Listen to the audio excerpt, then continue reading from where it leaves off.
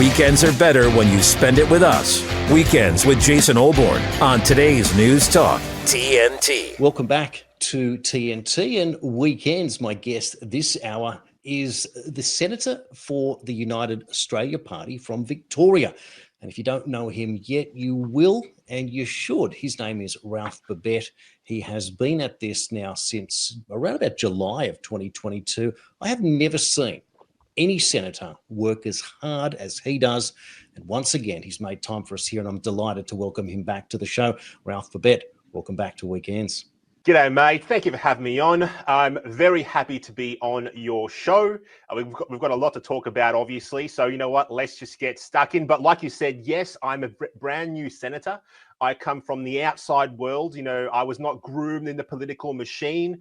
I had a real job, which I loved very much. And I just got fed up with what was going on in our country. I got sick of the political class telling me how to live my life, and I put my hand up to run for office. Here I am. Some of you may know my story. Some of you may not know my story, but that's it in a nutshell. I'm glad to be here, and hopefully more people get involved in the political process. Absolutely. And I remember as a kid, someone coming up to me and saying, if you want something done, ask a busy person. And there you are as a business owner, and you decide, you know what, I'm not happy with what's going on. And of course, we're talking about the COVID era. You put your hand up, you get involved. Not only do you get yourself nominated, but you get yourself elected to Parliament. And of course, coming from the UAP, this was not an easy task. There was a fair bit of baggage to go along with, and the idea of controlled opposition and the battle that's there. But you get yourself elected to Parliament, and you serve the Australian people. And you have not stopped in that entire time. It's almost impossible to catch your breath. But Ralph, there's a lot of issues that I'd like to talk to you about today, and I'm going to list them up front so that our audience can understand exactly what they're in for this hour. Now, the first thing we're going to talk about is the announcement this week of a brand new Governor-General in Samantha Mostyn, or Sam Mostyn, a former ALP staffer, and of course, the chair of the Climate Council. Probably don't have to say much more than that. We're also going to talk about the digital ID bill that passed through the Senate, surprisingly, not only without debate, but without going through the House of Representatives. That was an odd story. I want to talk to you about a great success that you've had in the excess deaths inquiry. And then we'll get a chance, probably only need to talk about it for 5 seconds. It will be Albo Economics, but I want to make some points there. Just the most ineffective economic manager I've ever seen. And I thought we could talk about that as well. But perhaps the news this week of the brand new Governor-General. What was your first reaction when you saw the news? My first reaction was, here we go, another lefty Canberran ex-political staffer, like you said, has weaseled their way into the political apparatus. That's the first thing that I thought. I mean, we had our last two Governor-Generals were ex-generals in the Australian Defence Forces. You know, these men were titans.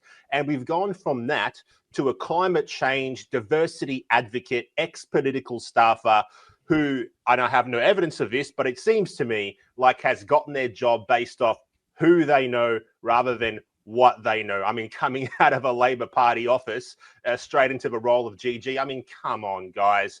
It doesn't pass the pub test for me. Like I said, got no proof of that, but just for me, it doesn't pass the pub test. No, well said. Well, just a little bit of background for those that haven't looked into it. Mostyn was born around about 1965. So she makes her in the late 50s. She grew up within the army, being the daughter of an army colonel. One of her earliest positions was working with Michael Kirby within the New South Wales Court of Appeal. Subsequently became communications advisor to the Office of Prime Minister Paul Keating. She holds a BA and an LLB from ANU in Canberra. In 2018, she was awarded an honorary doctorate of laws from that university, being an advisor also to Labor Party members of Parliament Bob Collins, Michael Lee, and as I mentioned, Paul Keating. And she was also deputy chair of the Diversity Council of Australia. And she's also an advocate for women's issues, domestic violence survivors, the establishment of the Australian Football Women's League, and of course, the Climate Council president. So there you go. You could not get a more perfect Governor-General from the Albanese office, could you? Look, that's Albanese for you, right? I mean, in my opinion, and I'm sure there are some viewers out there that share this opinion, Albanese is probably one of the worst, if not the worst, prime minister, at least of my generation, that I can put my finger on. I mean, I have never met such a leader who is so inept at everything that he does. I mean, when he went to the election, get this. Cast your minds back a couple of years. We went to the election. Oh, a government I lead will be more transparent. This has been the least transparent government in history. They have guillotined, which means they have rushed bills through the Senate without debate about 95 times now. No debate at all, rushed it through. More than any other government that I can think of right now. They promised us, if you vote us in, life will be easier. Is life easier under Albanese? Is it easy under Albanese? I don't think so. I'm sure most people out there would agree that no, it's not easier. It's a lot worse. Now, I'm not letting the Liberal Party off the hook, but come on. They promised us, oh, look, you vote for us, $275 off your power bill. Mr. Albanese, Mr. Chris Bowen, where is my $275? It's non-existent. They promised us, you vote for us, it's going to be an easier time. Look what's happening with housing right now. You can't find a house to live in. And they've brought in, I think so far, roughly about 500,000 migrants. And I'm not against immigration. I'm a migrant myself, but it's got to be sustainable. And it's got to be people from countries that are aligned with Australian values first. And it's got to be people that come in here that are going to benefit Australia, people that have something to offer. But they've brought in about 500,000 migrants into the country without doing anything about the infrastructure or anything like that before these people got here. And look how we're suffering right now. Mr. Albanese, come on, mate. You got to pull your finger out. You spend the first year of your prime ministership talking about dividing us by race instead of addressing things that people care about, which is obviously the cost of living. I'm not happy with Mr. Albanese at all, and I'm sure if you're watching this at home now, you're not either. No, absolutely. Now, Ralph, your family business is in real estate. I just wanted to, if you don't mind, just to sort of paint a picture, what would it be like today with perhaps rental vacancy rates where they are somewhere around 1.5% or less? 150 groups turn up for to inspect a rental property. Normally those windows are sort of 20 minutes or 30 minutes for an open home. What would happen in such a scenario? Does it get heated? Is it ordered? Do people get upset? Do they get do they become hopeless? Does the real estate agent themselves get abused perhaps for the disappointment? How does it play out? Like you mentioned, I've got a family real estate business. We still have it now. I don't work in it full time anymore, but we still have it. It's called Babet Brothers. It's run by my brother, obviously, and we've got a few staff as well that help out in the business. And basically, when we have an open home, people show up. They will show up, and it's like a free-for-all. It's almost like a scene out of Fight Club where people are, all struggling to, get to speak to the agent and put the applications in and things like that. And it's tough out there. It's tough. I mean, in the area where I service, which is in the southeast of Melbourne, your average run-of-the-mill, 4-bedroom family home, nothing flash, might go for $650 a week, right? When an average income might be around, I don't know, let's say for argument's sake, $1,500 a week, and you're asking $650 a week because that's what the market says it's worth. That's tough for a family. If you're a single parent, my goodness, how do you survive? I don't know. It's not right. Something needs to be done. We all know that. And that's something we can start with this. We can start with Mr. Albanese, stop bringing migrants into the country in such large numbers for now until we can sort out the housing issue right here in Australia first. When we can house people that are here for a reasonable price, then we can talk about bringing people into the country. I'm not, like I said, I'm not opposed to it, but it's got to be sustainable, Mr. Albanese, which leads me to another point. The whole reason why Mr. Albanese has flooded the country with migrants is not because he's altruistic and he cares about, people in other countries having a better quality of life, etc., which is what's to be expected when you come here. The reason why he's done it is it's kind of like a Ponzi scheme or a pyramid scheme. So Australia at the moment is in a per capita recession. Okay, we are in a per capita recession. Make no mistake. By bringing more people into the country very quickly, what he's trying to do is he's trying to fudge the numbers, trying to fudge the books so that it looks better for him and his government. That's the only reason why he's doing it. He doesn't care about migrants. And of course, it probably doesn't help that these people are going to come in here and they're likely going to be Labor voters because, I'm just going to generalize here, but they're probably going to want free stuff, aren't they? Just a generalization, but there you go. I said it. It is strange, isn't it? Because and let's just sort of rewind the clock and a general conversation. But originally, and when I say originally, I'm thinking, our parents' generation, that this is what I was told, also being the son of a mother who was an immigrant that came out from, well, actually, my grandfather escaped Russia, a Siberian concentration camp, and ran through Russia with my grandmother, and they ended up getting to Germany, and came to Australia, settled in a camp in Bathurst, and were finally found home in Liverpool in southwest Sydney. That just sort of paints a picture for you. But my mother always explained to me that what you came out for was opportunity, and this was the point. And so it wasn't about a handout; it was about getting in and amongst it, being able to get work in, as my grandmother did, in a factory. My grandfather only ever spoke Russian in his entire life, even in Australia. Set up a jewelry shop. He was a watchmaker back in the 40s, 50s, and 60s, etc. And this was the kind of life that people led. So it's interesting, isn't it, that we now have this new idea of what we call economic migrants, but the expectation in immigration, therefore, that there will be handouts and ways to sort of soften the blow. We've seen some disturbing news this week coming out of the UK, where there's been almost a threat to say that we're going to force people out of their homes to give them to immigration. The idea now that elderly people living in the family home, and perhaps it's mum or dad and mum and the other partner has passed on, and they're in these houses and they're arguing that the house is now too big and that they should be sold up and moved to a smaller scale. And the reaction, of course, is, hang on a second, you can't tell people where they can and can't live. So what we're seeing now is this move in the general public to sort of economize on behalf of the people, making decisions on behalf of human beings, that the government always knows what's right. And so this sort of disperses across this whole immigration argument, and we're starting to feel resentment, which is very, very real. But we're meant to keep a brave face and always have to say, well, we support immigration. Well, of course, we always support anyone having a fair go, but you can't give someone a fair go at the expense of someone else being kicked out of their home or taken away from their lifestyle route.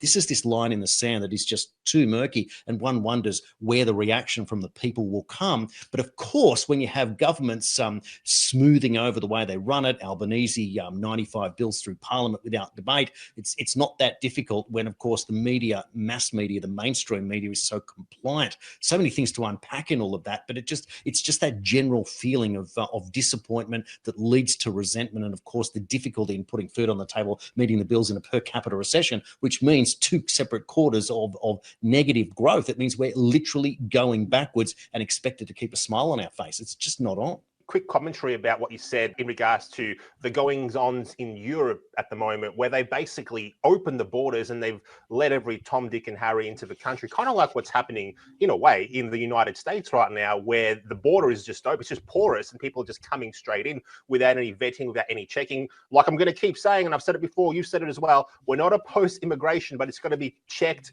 vetted, and people that have something to offer the country. Let's go one step deeper. What is the reason for the elites wanting to remove the borders in Europe, in the United States, etc.? Let's talk about it this way.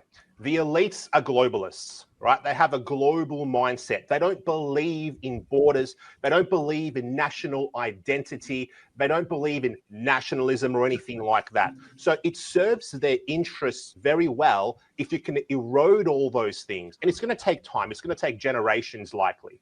They want to erode borders. They want to remove individual identities for specific countries. They want to destabilize things. And through that whole process, what's going to happen is they're going to get more power and more control over what used to be individual nation states. They want everything to be a sea of bland grey, and they want to control all of it. This is going to help them in the future. We're seeing it now.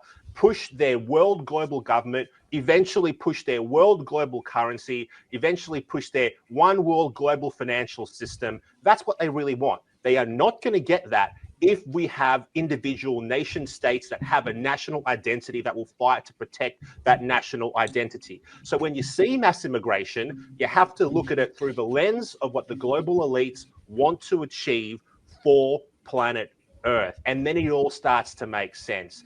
I'd like to go on another quick little tangent, and I know we don't have much time, so I'll be quick, but let's talk about architecture.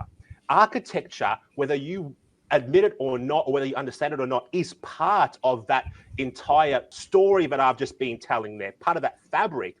Everywhere you go now, Everything is the same. 90-degree angles, glass buildings. Nothing is beautiful. Nothing is pretty. There's no soul in anything.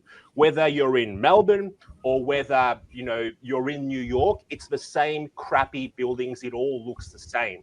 There's a very good reason for this. It's not an accident. When everything is the same, when everything has no soul, no identity, it's all bland and grey everywhere.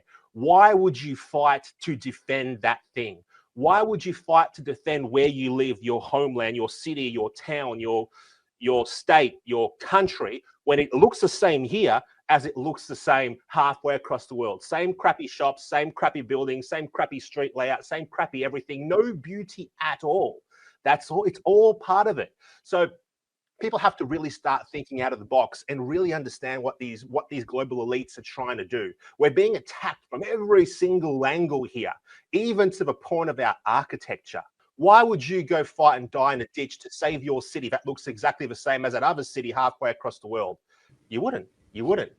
And it was just one step closer to that global government, to that world control that these globalists want. Hope that makes sense. No, it certainly does. And I know we've got to take our first break, but I just want to make this point here that it was Klaus Schwab, of course, the head of the World Economic Forum, who came out and talked about elections recently, the idea of, and sort of intimating where he was headed towards a global government. He actually made the point that we wouldn't even need elections in the future because artificial intelligence would have the ability to determine the will of the people. It's almost as if they always put the cart before the horse and let us know what they really plan to do. And this is the point, isn't it? Because in a global government, you can't actually hold an election. You can't have an election in Madagascar and Antarctica and the United States, etc., all on the same day over the same period, and you wouldn't be able to count them in any effective way. So technically, when you get to that situation, there will be no voting. You won't get a choice of who your globalist leader will be. And of course, these corporatists are positioning themselves in the privatization, this private public ownership, the idea which is really fascism, is the way that this system is working, and we inch towards it over and over again. Quick comment before we go to a break, Ralph. Mate, you're completely right. You're completely right. I mean, we're heading towards a new global. I mean, we're already in it now. They just got to formalize the power structures of this new global world, and it's going to happen. I don't know if it's going to happen in my generation where they put the stamp on it and it's done, but it's definitely going to happen within the next couple of generations. We have to push back against it. No, absolutely. That's what we're here for. That's what you're here for. And of course, all of us need to work out the way that we're going to handle this problem. And you can't just do that by sitting and consuming media and tapping away at a keyboard. It does take a little bit more action. And I want to talk to Ralph after the break about that. I find that there's some strange anomaly at the moment. I don't know if it's hopelessness. I don't know if it's just fatigue, but there has to be a change in the approach. But before we go to the break, for a complete list of shows and our schedule offered on TNT Radio, simply visit our website at tntradio.live. We serve up the latest live news and current affairs presented by a host of credible and expert commentators who can separate fact from fiction, truth from propaganda, keeping you in the loop on today's News Talk TNT. And welcome back to Weekends. My guest this hour is Senator Ralph Babet. Now, before the break, Ralph, I talked about the idea of within the so-called freedom movement, or technically the people that are one way or another displeased with the government's action here in Australia that matches and parallels governments from all around the world. We talked about the globalist government, etc. Now, one of the things that really irked me, and it showed its ugly head during the election campaign of 2022, was the criticism of those people that were working their own way in the freedom movement to resist the mainstream. And of course, people who were involved with the United Australia Party saw no end of criticism from other political parties, and one of them in which is one particular political character, I should say, who has a political party that's not really a political party, was one of these people. And what I noticed was that that his supporters wouldn't run for office. They would talk about running as an independent candidate using this thing, but they never really got off their seat. And so what happened was that we see a situation, two things happen. A real issue comes up like digital ID, and we're going to talk about that in a moment, or perhaps it would be obviously COVID mandates back in the day, and these things would come and go, and perhaps there was a court case that another UAP candidate, Tony Nikolic, a lawyer of AFL solicitors, would go to bat, and this particular Kassan case that we're still talking about 3 years later was defeated in court. Now, what I'm seeing and what I keep noticing, and I put up a post on social media the other day, someone was complaining that they were shadow banned and banned on Facebook for some nonsense thing that they did. And I made a comment saying, well, maybe you're better off going to X. I said, it's a lot harder to get into. You're not siloed. It's basically, there's no 5,000 friend limit. You just get out there and you're amongst it, but it's hard to get engagement. And some person jumped on and immediately criticized me for being a supporter of Elon Musk, and Elon Musk is this, that, the other, rah, rah, rah. And my argument was, well, hang on a second. There is a balance here. Elon Musk didn't just borrow $44 billion to buy Twitter and turn it into X for nothing. He did it because there was a reason to do it. Yeah, you can argue that, Musk is involved with Neuralink and various other things, etc. But on the balance, it's serving a purpose to provide a platform.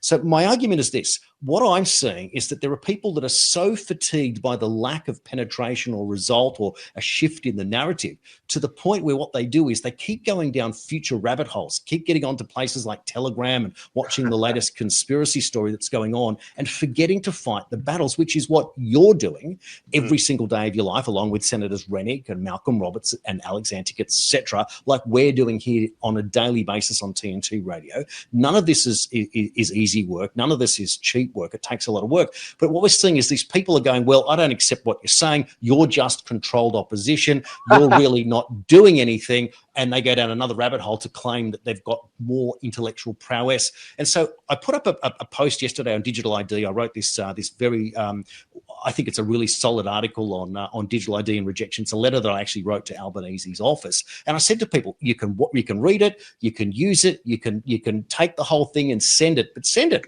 And a bit of interest, etc. But some people get on going, oh, there's no point. There's no reason.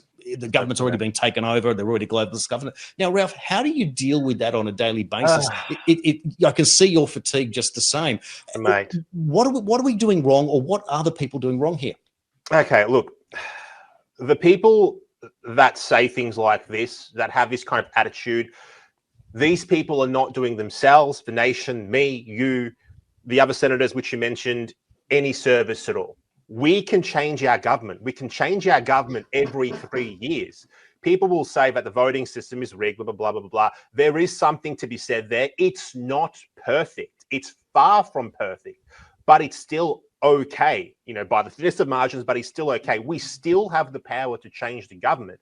But what it's going to require is it's going to require people to stop complaining on the internet, stop complaining on X or on Facebook or Telegram or whatever other social media platforms there are, and actually do something that's going to make a difference, right? So I was sick with what was happening in the world. So I decided to put my hand up, do the work, run for office, get elected, and advocate for what I believe in.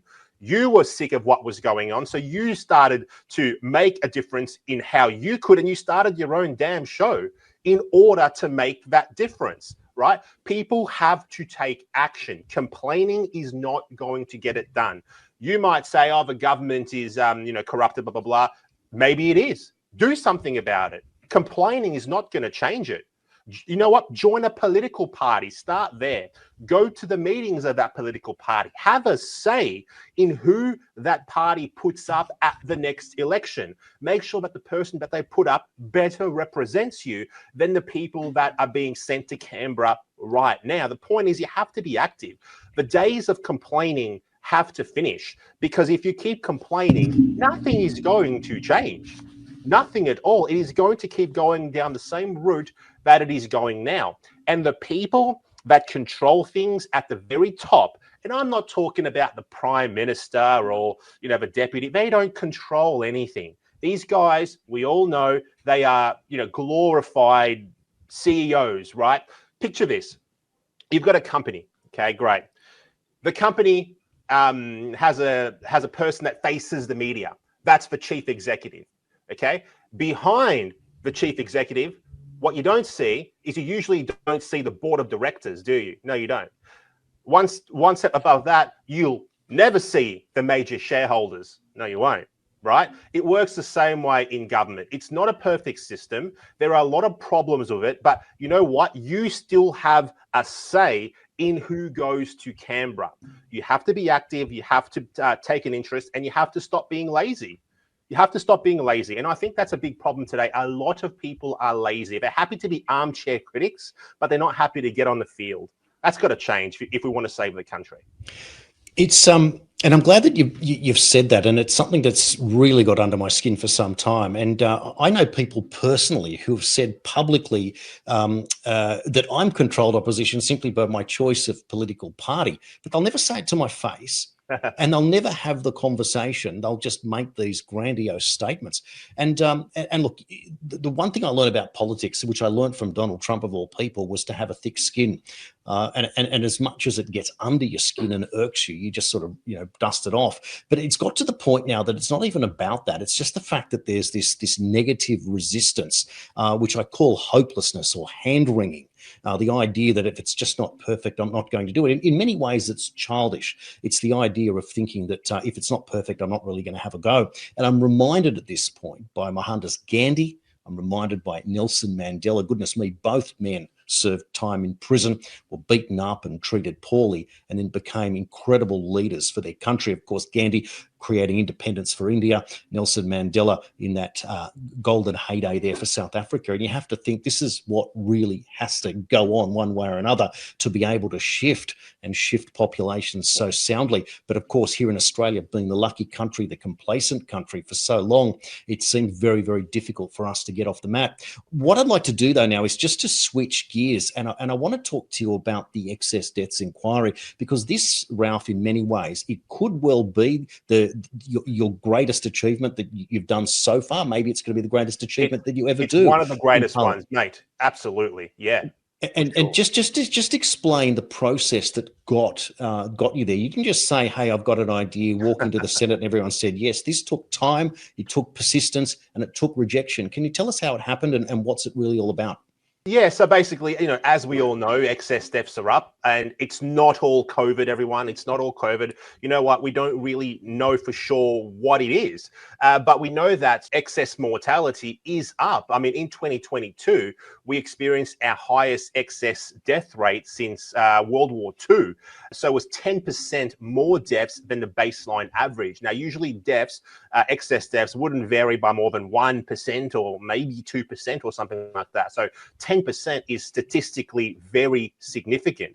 So ever since day one of being on that big house on the hill, ever since the constituents put me in that building, I have been advocating for us to have a look at why so many people are dying, and also have a look at what we all did, well, what the government did to us during the COVID era.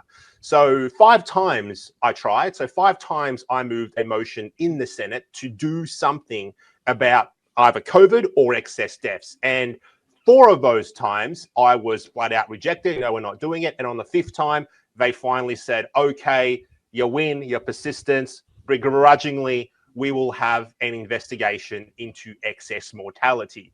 So I successfully referred to the Community Affairs References Committee for Inquiry and Report by late August, the issue of excess death. Now, this committee that's going to investigate excess death, that's going to try and find out why people are dying, is unfortunately controlled by Labor, the Greens, and also the Liberal Party. Obviously, it's a Senate committee. It's chaired by the Greens, so it's not going to be a perfect committee. On the committee, there are 6 full-time members. So we've got 3 Libs, 2 Labor, and 1 Green. So they have control of the committees. I'll do my best to keep them accountable, of course. But I think the public should also know that 3 of the members of the committee voted not to have the committee in the first place. So what's going to happen now is we've opened up for public submissions. You can put your submissions in. Go to my webpage, senatorbabet.com.au. On the front page, there's a link there on how to get your submissions through. If you know anyone, any doctors, anyone that was affected, any professionals, get the word out. We want submissions to the committee.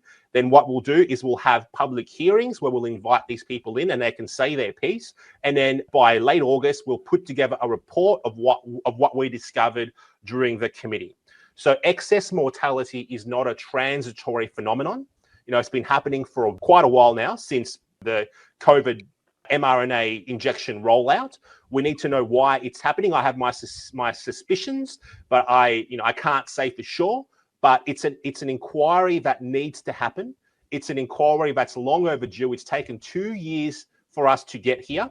Now, I will say it's not all COVID. We know that for a fact. I will also say, before anyone jumps to conclusions, we don't know if it was completely the mRNA injection that caused all of this, but we're going to find out. We're going to figure out, did it have a part to play? I'm sure it did. How much of a part to play? We will find out. But we do know for a fact that dementia deaths are up 18.5% above baseline. Diabetes deaths are up 20.1% above baseline. Cardiac deaths are up, so cardiac conditions 13.1% above baseline, and respiratory diseases are up 13% above baseline. There is definitely something to look at here. We all know that the COVID era was absolute garbage. We all know that. But now we need to do the inquiry, get into the nitty-gritty, and find out exactly what is causing these excess deaths. I am eager to dive into this inquiry and give closure, at least some closure, and some answer to everyone who suffered during the COVID era and everyone who died during the COVID era. Like I said before, more deaths since World War II, and it's not all COVID. It's very important that we understand exactly what's being presented to us here. And I want to make this plea to our audience members that Ralph has just explained that if you go to senatorbabet.com.au, you'll be able to make a submission. And my encouragement, therefore, is the first instance is to get onto the website and understand. Now, you may not be the expert that is the person that wants to create a submission to put before the Parliament, but you are certainly aware and have been watching along for many years now to realise that the people that you've been following along who will be able to do it. So I'm asking you to have a look at the website and perhaps reach out and let others know that this inquiry is going on. Now, I have been critical in this hour about armchair activities going on, but this is one of those things. If this is where you believe your strength is, this is a perfect example of getting out there and saying, hey, Dr. So-and-so, hey, nurse so-and-so, I've been watching your videos for a long time. Would you be able to create a submission? Now, Ralph, if this is excess deaths, this is going to be, I can feel like this particular committee is going to be very restrictive. They're going to sort of cut out various submissions because it's only dealing with deaths here. But the first thing that I'm thinking of is the New South Wales health data that was suspended on the 1st of December 2022 when they said we no longer need to do this. But each week, the New South Wales Health Department put out statistics showing the deaths from COVID, and they ranked them from no dose to 1 dose, 2 dose, 3 dose, or 4 or more. And what we saw week in, week out was that the more people had been vaccinated, the higher percentage of deaths. The other interesting part of it was that those that took no doses were never hospitalized but seemed to report deaths. So there was some sort of weird anomaly in the statistics. But I encourage anyone to look that up, and that's a really interesting starting point because it's telling you each week the amount of people that were dying from vaccine or not vaccine, but from COVID. And it does have to be addressed one way or another in the federal parliament. And that's just one point. But of course, you've mentioned Alzheimer's, dementia, diabetes, heart, and of course, cancer is another interesting story. We saw this week on the Today Show, Dr. Nick Coatsworth using, again, this is this grey obfuscation that he does. It's suggested that the reason cancer rates are up in younger people is that they weren't getting screened. Well, goodness me, Ralph, young people don't get cancer traditionally, and they don't go and get screened anyway.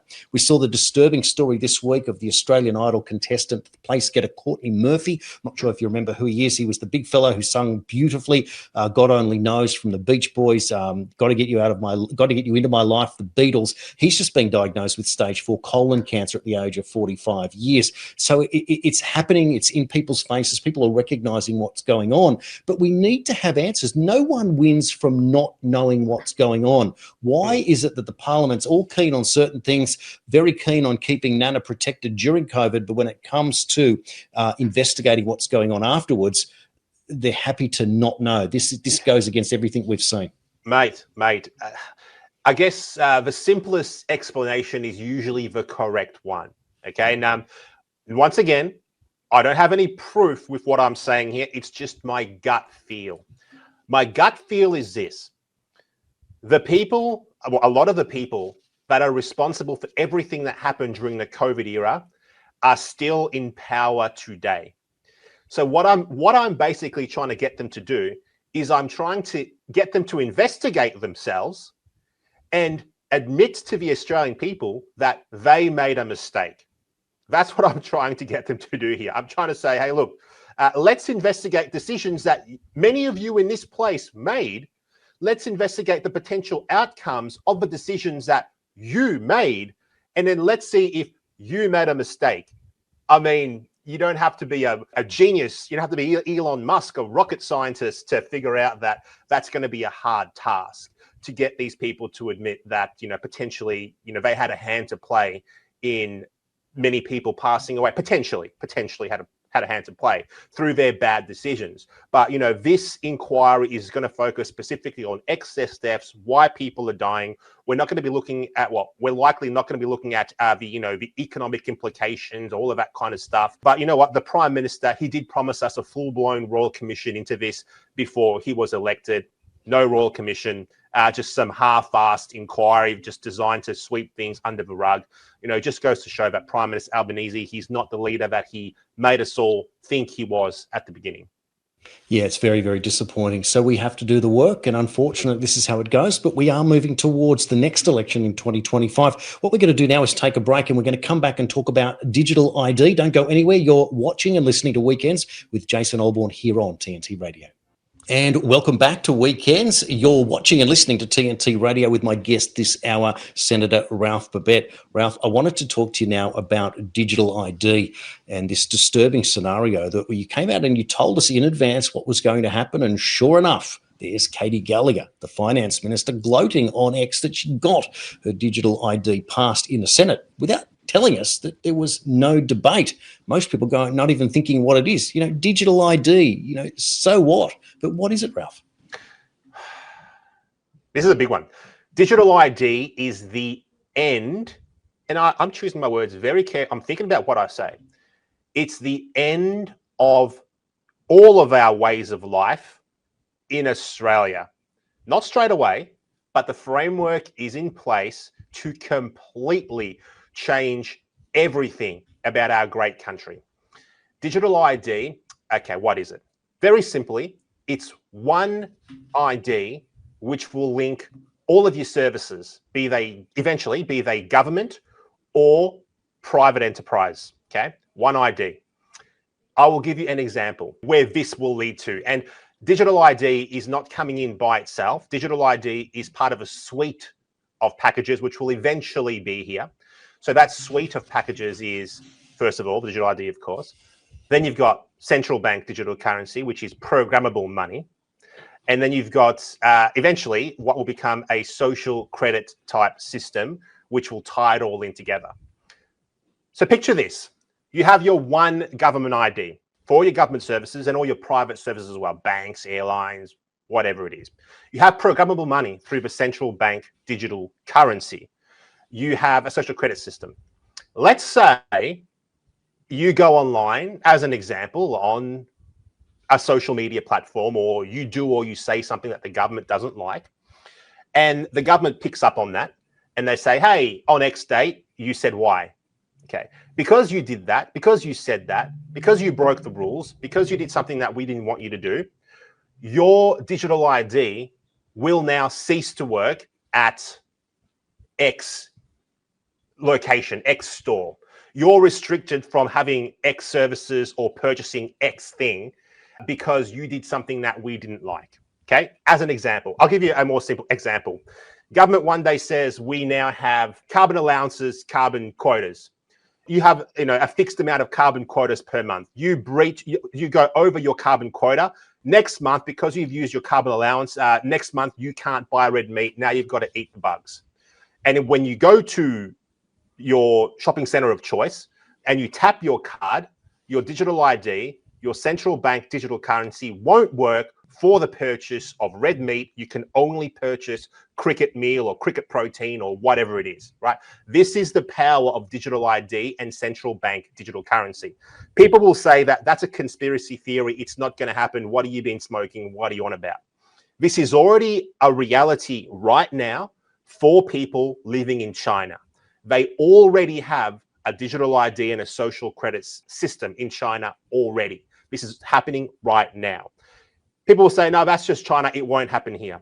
In Canada, as I'm sure many of your viewers already know, the government was able to restrict the bank accounts of truckers that went to COVID protests. If you were a trucker, you went to a COVID protest, the government shut down your bank account. You couldn't buy or sell. It's already happened.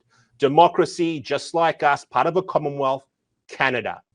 In the United Kingdom, Nigel Farage was debanked. That is actually a word. So his bank cancelled his bank accounts that he had been with for years because he was what they call a politically exposed person. He didn't have the right political views. So they cancelled his bank accounts. This is already happening across the world. This digital ID, having one central ID that is linked to you for your entire life, makes it very easy for the government of the day to control absolutely everything to do with your life. There's also a push to get rid of cash. What do you think is going to happen to you when you, potentially you're a dissident, potentially you don't agree with the government of the day, potentially you're upset with what they're doing and you want to push back, and all they have to do to control you is to restrict your one digital ID, which you need to function in a modern society. Minister Gallagher is going to say it is not compulsory. You know what wasn't compulsory as well? The COVID injection. That wasn't compulsory, but you know what? It's not compulsory, but do you want to go to a coffee shop? Oh, you got to have it. Do you want to have a job and pay your mortgage and feed your family? Well, you better take it. Do you want to go to the shops and purchase food, fill up your trolley? Well, you'd better have it. This is what they did with a non-compulsory thing. Now, the legislation, the digital ID legislation, has a provision in there where they can make it mandatory if they deem it appropriate to do so anyway. So when they say it's not compulsory, how much do you trust your government? Okay, you shouldn't trust them that much because look what they did to you over the COVID times. Do you still trust them? Come on. Ridiculous. This digital ID is dangerous. It's more dangerous, and I know I'm taking my time here. It is more dangerous to Australia, to Australians, to your freedom than a standing army. An army coming across the ocean from the north would be less dangerous than the digital ID to our long-term freedom. Why? Because when an army is coming, you know exactly where they are. You can see their flags, you can see the men, you can see the tanks. You pick up your rifle, you get ready, and you defend the homeland. You know where to direct your attention and your energy to protect your family, your way of life. With this, it will be death by 1,000 cuts. Not straight away. Not straight away. Maybe even not in my generation, maybe the next generation, right? But the framework is being put in place right now to completely change Australia, completely change what it means to be a free human, and make you completely and utterly subservient to the government. Now, we're not happy with the Labor government, the Liberal government comes in, or whoever else. It doesn't matter, okay? The government of the day. This digital ID, it is not a Labor Party idea. It is a Liberal Party idea. The Liberal Party just didn't have the time to get it through. So now the Labor Party is going to get it through. This is not happening just in Australia. This is happening all over the world. It is a coordinated plan. Now, we must resist the digital ID. However, as you know, the digital ID has already passed the Senate without any debate. The next best way to defeat the digital ID is to put into the big house on the hill a different government that has different views to what the two major parties of government, the left and the right party, Labor and Liberal, have now. We need a complete overhaul of the political system, and that's done through the ballot box by getting people like me from the UAP and people like, you know, Senator Hanson from One Nation and good independents in place that can change the direction of this country. So more than ever, people at home that are watching this, you must be involved in the political process. You must join parties. You must stop complaining online. We still live in a democracy. It's not a perfect one, but we still live in one. You still have a say at the ballot box. Get involved. Absolutely. Now, I think you're being a little bit generous when you say it might not be in my lifetime, but I can't see even 3 months before the local Big Four bank manager says, well, we won't be accepting anything but digital ID simply because someone walked in with a fake driver's license. So therefore, we're going to make you all guilty before innocent, and that's where it's going to come. The banks have actually come out and said that they wish to be the first to be using the digital ID system. So they've already come out and said that.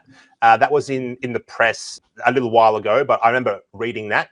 So once the banks adopt digital ID, I guess it's only a matter of time before everyone else falls into line and starts using it as well. The worst of it, the linking with the social credit and the central bank digital currency and all that, I don't know how long that's going to take, but I'd like to think it takes a little while before the full suite of garbage from this legislation comes to pass. No, absolutely. We've seen people online talking about what's going on in Sweden, virtually cash-free at the moment, saying that what happens is that their bank accounts, before they can access them, they have to answer a series of invasive personal questions. It's quite extraordinary, isn't it? They're already doing that here now. I mean, if you go to the bank now and you take out more than a certain amount, they ask you what it's for. Yeah. Like, mate, what's it for? It's my money. Yeah. Yeah. I'm going to, I can spend it on whatever I want. Get out of here. What's it for? It's terrible. All of this stuff is just training people to be a slave, slowly. What I find extraordinary is the complicitness amongst the system itself, like the bank teller that asks a question simply because they're told to ask it. And when they get resistance, they don't really know how to respond. It's kind of like they look at you first like they've almost been trained. Well, some people are going to complain, just look at them and give them a hard stare, and that's what you're going to do. But it doesn't quite twig with the person that's doing it for their average wage that they receive. It's not like they're getting bribed to do it. It's just that they're getting a job. But this, of course, is the world that we're living in the moment, in the Albanese era, the post-COVID era, where putting food on the table is difficult. People certainly valuing their jobs a lot more than they did in the past, even though we have a skills shortage, or we're told so. But ask anyone who's applied for a job, has it been easy to get one? And they'll always say, no, it's kind of difficult. Many people still saying they're applying for 30, 50, 100 jobs before they even get a call up. So, Ralph, it's not quite what we're seeing, and the fudging of the numbers is the very, very difficult part. Now, I've realised that we're down to our last minute and a half, so I just wanted to ask you before we go, can you just tell us the details where people can get in touch and to work out what they do next in terms of your website and your X page, Facebook, etc.? Yeah, look, please follow me everywhere, but more importantly, you have to share my content. So to find me, just type in Senator Babet. It will be the verified account. If it's not verified, it's not me, it's a fake account. Take my clips. I have a lot of short clips that I put up on social media. Share those clips with your friends and family. Put them in an email. Send a text. Tag your friends. Share it to their page. But you know what? We are in an information war. People must receive information. If they receive information, it will change their worldview if they have a contrary worldview to what we all have, because we're more aware and awake to what's going on out there. So that's what I would say. Share my content. It's an easy thing that you can do right now with your family and friends. Next thing, join a political party. It doesn't have to be the UAP. I'd prefer if it was, but join a political party. Hell, even join the Liberal Party. Once you're in the Liberal Party, have an influence over who they select to go to the next election. But of course, vote for me in the Senate. Well said. Well, Ralph, it's been a thrill again to be able to speak to you. You do work like I've never seen anyone. You just roll the sleeves up, you get amongst it, you take the blows, you get out there, and you've made a difference. And you should be incredibly proud, as I know that your family are and your supporters are, hundreds of thousands, in fact, that have been following along with your brief political career that is by far from over. Thank you for the work you're doing. We're going to have to take a break, and we're going to be back with more here. You're watching and listening to Weekends with Jason Olbourne here on TNT Radio.